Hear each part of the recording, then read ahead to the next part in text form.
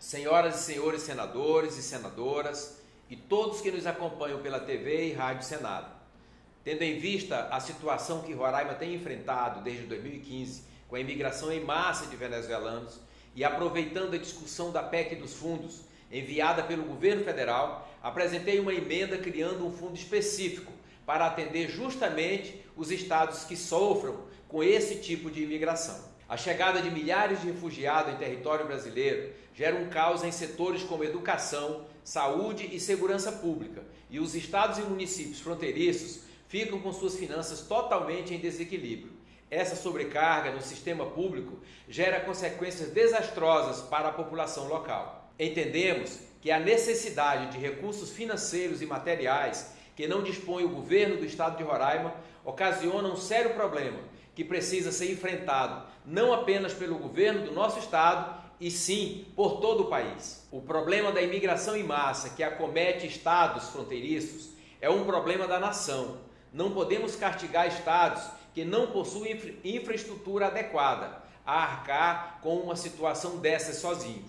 O que vemos em Roraima é uma crise humanitária e social que precisa de socorro. São pessoas jogadas nas ruas, passando fome e que, por desespero, acabam colocando a vida dos brasileiros que lá vivem em risco. O fundo terá como objetivo garantir recursos para programas, projetos e atividades que visem minimizar os impactos negativos, econômicos e sociais enfrentados pelos estados atingidos pela imigração em massa. Os recursos serão provenientes da União, estados e do Distrito Federal, conforme lei complementar que o regulamentará.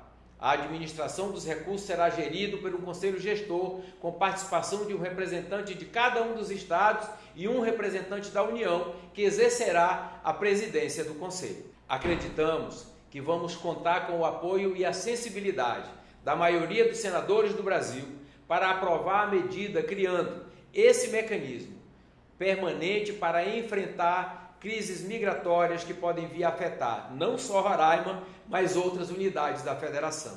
Por coincidência, Roraima foi afetada duplamente, primeiro pela imigração em massa e depois pela crise gerada pelo coronavírus. Já contabiliza mais de 300 casos no estado de Roraima e 70 deles são membros da Operação Acolhida das Forças Armadas que cuida da imigração dos venezuelanos no nosso estado. Vamos acompanhar a tramitação dessa proposta e nos esforçar para que seja aprovada o quanto antes. Muito obrigado a todos.